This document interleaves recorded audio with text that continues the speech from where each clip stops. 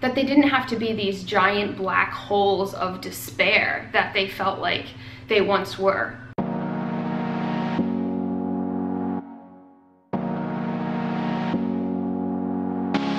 Hi beautiful people, my name's Brittany, and today I'm going to be talking about healing depression and anxiety in lieu of Mental Health Month, I think that is. Also because I'm doing a partnership with BetterHelp, who's a really cool organization I'll tell you about, and mostly because it's a super awesome topic. I get tons of questions about depression, anxiety, coping with different emotions that may not be so favorable to be feeling, and I'd love to talk about it. I'll start off the video talking about my experience with depression and anxiety, a bit of my story there, and then tools that I've incorporated over time and tools that I really love to heal in these areas. First, I want to tell you a little bit about BetterHelp, which is this organization. They have a website where you can link up with a therapist or a counselor, a coach of sorts, online, which is so cool because so much is happening remotely nowadays. And I tried out their services and really enjoyed it. I was able to fill out this little questionnaire and then link up with somebody. They messaged me right away. You get to sort of go back and forth and see if it's a good fit. If not, you can find another one. And then you can figure out a package that would make sense for you to go on if you want to keep trying their coaching services. It's really nice also, in addition to being remote, because the prices are a lot more affordable than a typical therapy session. I'm excited to talk a bit about my backstory around depression and anxiety because I've never talked about it before really on my channel, which is surprising because I talk about everything here. Many of you may know me as this vibrant, really excited about life, positive, upbeat person, and that is so true. I really do feel like that is an accurate description of me most of the time. And also sometimes I experience emotions that don't feel so good. Anxiety is the one that comes to mind that I still experience sometimes. And when I was younger, I experienced a lot more anxiety and a lot of depression. I'd say there was like a good decade where I regularly felt depressed, anxious, sad, and moody. That was really a word that I identified with, and I felt shame around feeling moody, but I did. I would feel these like big bouts of despair and disconnection and then I would feel vibrant as well and healthy. When I was about 10 years old or in 5th grade, I remember noticing the first sort of like feelings come in of this like depressed state, or at least that's what I can recall now. But I'd say the time it really set in was around 7th grade, middle school. Middle school and high school, I experienced a lot of depression and moodiness. And my way of coping at the time was not always super healthy. I would I felt things so acutely and would just feel so sunk into those emotions. And I liked to put on really depressing music and cry or just feel things or write about how things hurt. I would self-harm, I would cut myself, or I would bang my head on things or punch walls. I really internalized a lot of my pain. It felt so important to me to be really loving with the outside world and to not create conflict that I turned it inward and created all this inner conflict and inner turmoil. I also felt the dis-ease in my gut. We have, this amazing brain-gut connection, and I've always had a really strong connection with this area of my body, and I feel so sensitive there. And I got sick a lot during that time. I experienced what was called the stomach and intestinal flu, or that's what they were calling it. Every few months I had tons of digestive discomfort, and I just generally didn't like my body, especially in that area. I also had really disordered eating. That was one of my main coping mechanisms, not a very healthy one.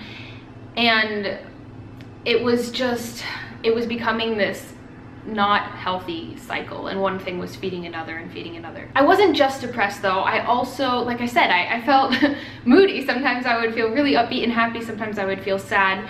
And I think part of that is that I did a lot of sports and I was really active. I was also very motivated by school and getting good grades, and I had a lot of friends and I had romantic partners, so there were still lots of parts of life that I felt hopeful about. And things like moving my body regularly, I noticed really helped me get out of funky states that I could otherwise get stuck in. I think I really started to turn things around when I was about 17 or 18 years old. It was the last quarter of high school, it was senior year, and in gym class I was taking yoga as one of my activities. It was like bowling and yoga or something like that, and I really loved the bowling. And the yoga, I was like, okay, I'll try this out. And I remember for the first time in class feeling this connection with my body that helped me tap into more of what I was feeling, and it kind of blew my mind. And at the end of class that day, the teacher gave this guided meditation where we were all laying down, and I remember feeling so overwhelmed with emotion. I felt relief, I felt relaxation, and I also felt this flood of emotion that I hadn't created space to welcome in, just flooding in. And I was just like 17, 18 years old, lying on this gym floor crying and feeling like I just uncovered something. In the coming months, I moved out of my family home into an apartment, and I felt really motivated to create a space around me that felt nurturing.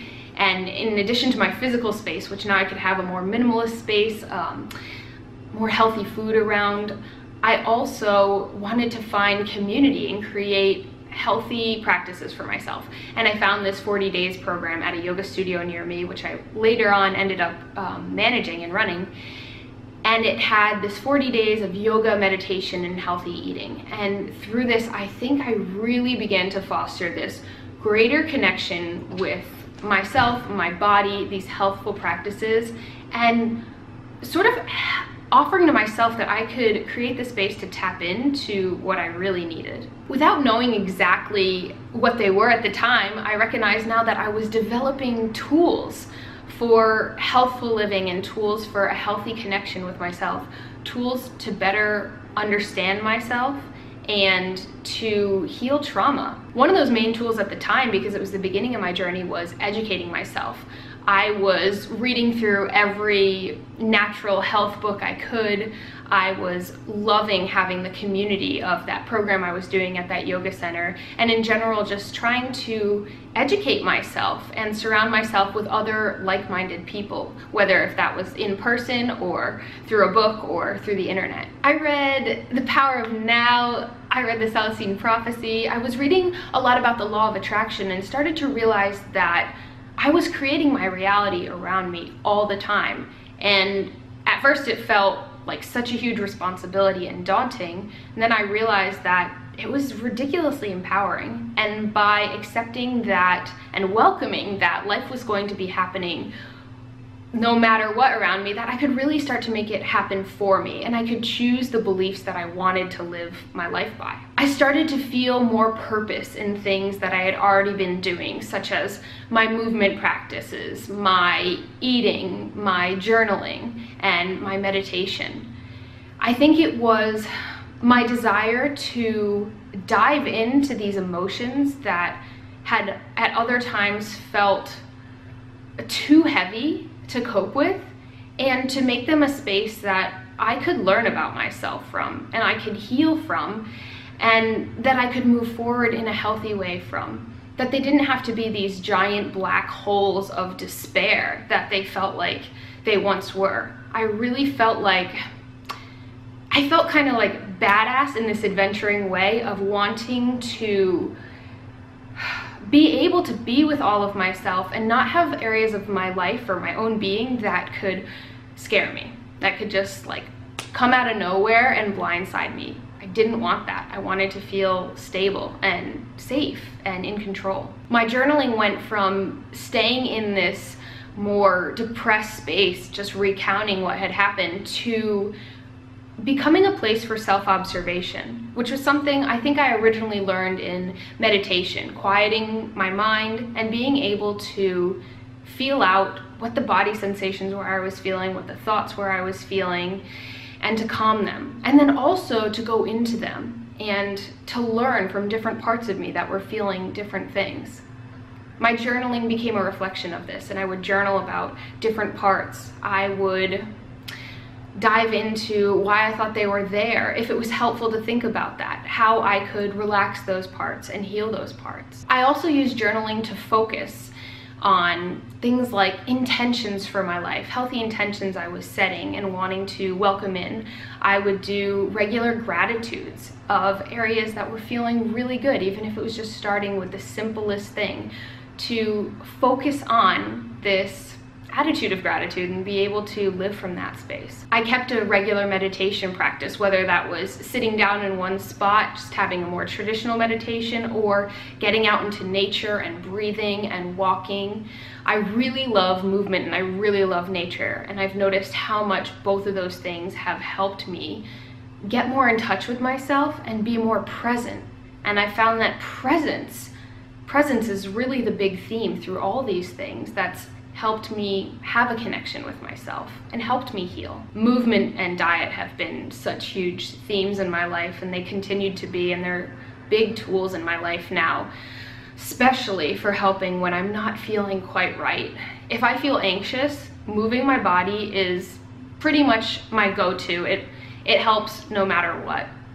Especially if I'm able to get into an activity like acrobatics, where I just get totally out of my head, into my body, and into the fun of life. Sometimes I think I just have like stagnant energy, I'm focusing on thoughts that don't feel good, and I need to like literally shake things up a little bit. Changing my diet was crucial. So much of what we're feeling and creating around us is mental, and then a lot of it too can be physiological, and they're so interconnected. It's silly in a way that we separate these things. But diet for me was huge. Each step I took in moving towards a more natural, whole plant-based diet, and eventually just a simple fruit-based diet, I found that I felt cleaner. My body felt like I could sort of function with less resistance throughout my body and my mind. And that helps so much be able to continue to foster and deepen this connection, and just in general to feel good. These are all the types of topics that I talk about on my channel, that I talk about in my program Simplify, that Conor and I talk about in our relationship coaching program. And they're also the type of topics that you can talk about with somebody else, a close friend or somebody like a therapist. There's so many juicy topics in there to dive into, but I hope that this has given you a little bit of an overview of my experience and journey healing through depression and anxiety. It's such an individual path. I really recommend to feel into what resonates with you. If any of these tools are feeling like they might be interesting for you to pursue more of, definitely recommend doing it. And ultimately, you're the expert on you, and you deserve to be feeling great. Thank you all so much for watching. I look forward to seeing you again soon. Mwah.